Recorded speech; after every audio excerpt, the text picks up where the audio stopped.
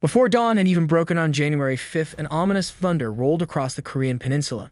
It wasn't nature's fury, but the chilling sound of North Korean artillery, an aggressive act that shattered the fragile peace and sent shockwaves around the world. In this video, we peel back the layers of this alarming incident.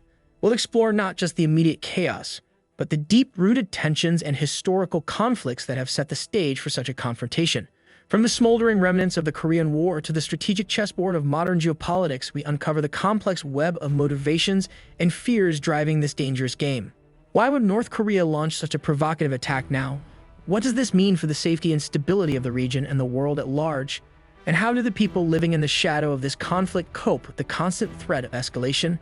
As we delve into the day that brought the Korean peninsula to the brink, we'll uncover the startling strategies, the hidden agendas, and the raw human impact of North Korea's unexpected artillery fire. This isn't just a story of military might, it's a tale of human resilience, political maneuvering, and the relentless quest for security in an uncertain world. Get ready for a journey with the Yeonpyeong Channel through the heart of a region where history, politics, and human lives collide with each explosive salvo. This is more than just news, it's a deep dive into one of the most tense and mysterious conflicts of our time. Attack on the islands, what really happened? As the first light of day touched the Korean peninsula, an unexpected and terrifying series of events began to unfold. On January 5th, residents on the South Korean islands awoke not to peace and tranquility, but to the fearsome sound of North Korean artillery fire raining down from the sky. More than 200 artillery shells were launched in a sudden and aggressive barrage. The target, the Yeonpyeong Islands, a small cluster of South Korean territory lying perilously close to the North shores. The islands, usually a quiet and peaceful place, were now the epicenter of an international crisis. The South Korean government, caught off guard by this brazen act of aggression, scrambled to respond. Alerts were sounded, and the military was put on high alert. As the shells continued to fall, a desperate order was given: evacuate. But why these islands? Why now? The Yeonpyeong Islands have long been a point of contention, a symbol of the unresolved conflict that has simmered since the Korean War. This was not the first time they had come under fire, but this attack was different. It was an unmistakable message from the North, a show of force meant to test the resolve of the South and its allies. As the world watched in horror, the implications of the attack began to sink in. This was more than just a border skirmish. It was a potential spark for a much larger and more devastating conflict. The question on everyone's mind: how would the South, and indeed the international community, respond to this brazen challenge? In the hours that followed, the skies above the Yeonpyeong Islands grew quiet, but the tension remained. The smoke may have cleared, but the fear, the anger, and the uncertainty lingered. This incident was a stark reminder of the fragile peace that hangs over the Korean peninsula, a peace that could be shattered in an instant by the thunder of artillery. Korea's divided history. Why it matters now.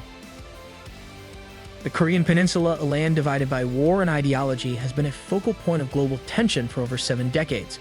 To fully grasp the significance of the recent artillery exchange, one must journey back to the roots of this enduring conflict. In 1950, the Korean War erupted, pitting the communist North, supported by China and the Soviet Union, against the capitalist South, backed by the United Nations and led by the United States. It was a brutal conflict that ravaged the peninsula and claimed millions of lives. 3 years later, the war came to a halt. Not with a peace treaty, but with an armistice. A demilitarized zone, the DMZ, was established, creating a buffer between the two Koreas. But peace was never formally declared, leaving the peninsula in a state of perpetual tension. Over the years, this unresolved conflict has led to numerous military skirmishes, espionage incidents, and diplomatic crises.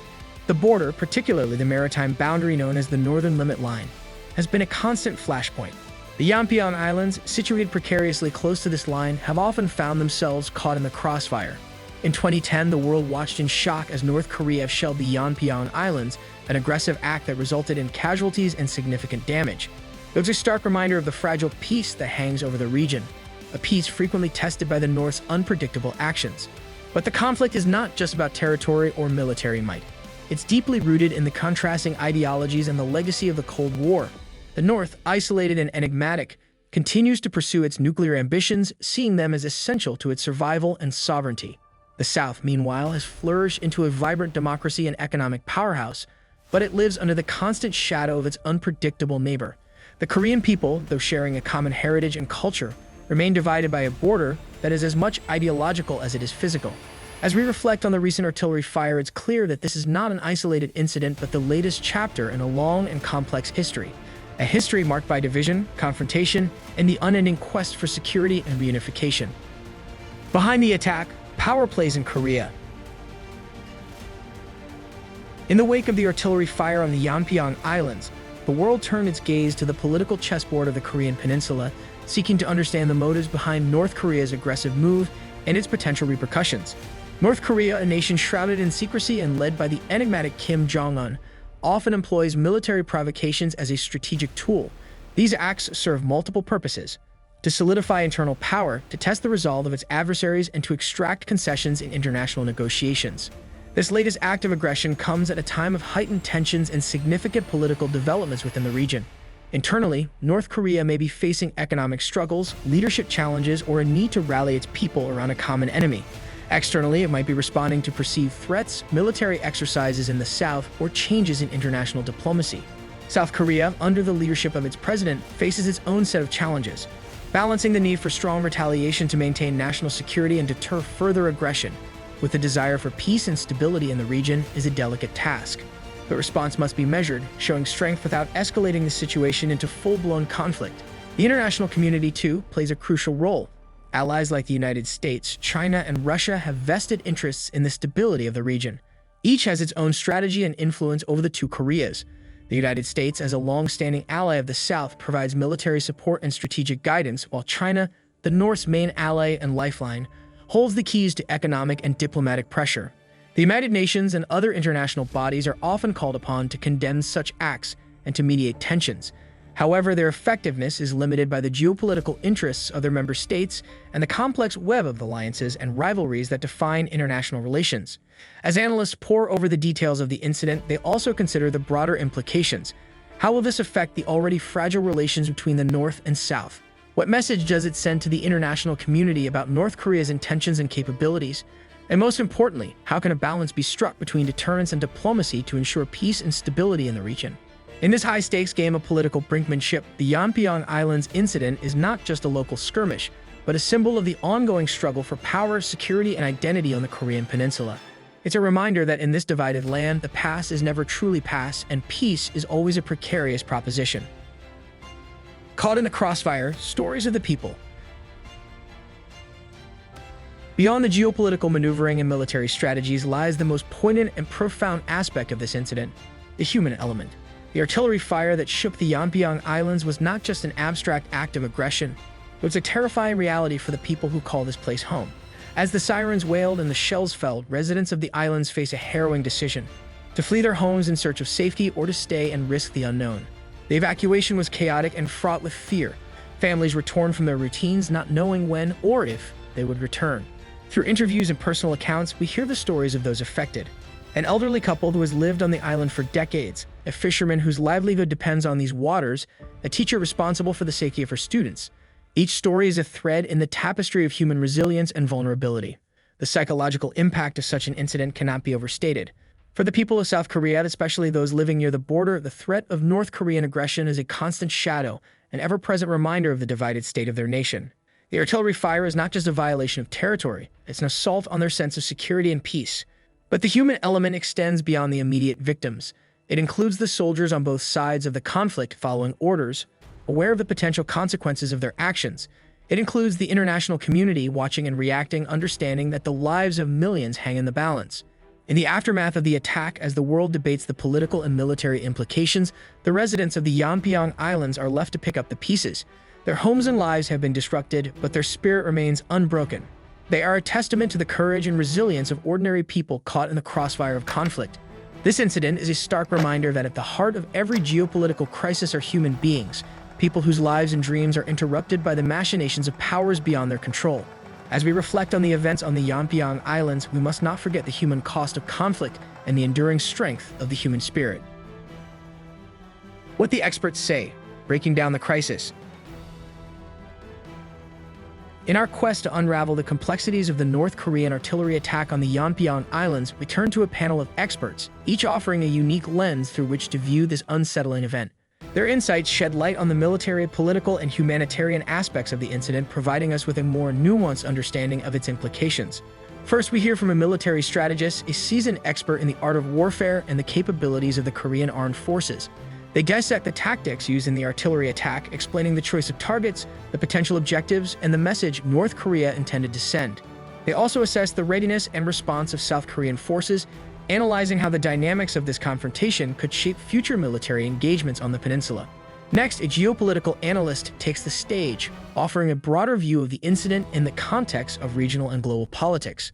They explore the intricate web of alliances and rivalries that define the Korean conflict, delving into the roles played by major powers like the United States, China, and Russia. They discuss the potential diplomatic fallout from the attack and the strategies that might be employed to de-escalate tensions and prevent further provocations.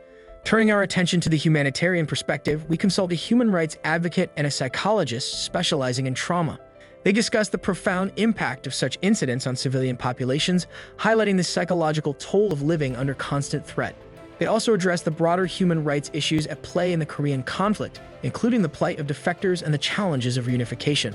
Lastly, we seek the wisdom of a historian, someone who can place this incident within the long and tumultuous history of the Korean Peninsula.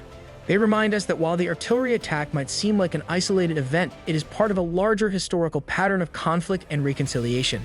They offer lessons from the past that might inform our approach to the current situation and provide hope for a more peaceful future. As we listen to these expert opinions, we gain a deeper appreciation for the complexity of the issues at hand. No single perspective can fully capture the reality of the situation, but together, they provide a mosaic of understanding that helps us see beyond the headlines and grasp the profound implications of this incident. Beyond the battle, why the world is watching. As we reflect on the harrowing events that unfolded on the Yeonpyeong Islands, it's crucial to understand that this incident does not exist in isolation.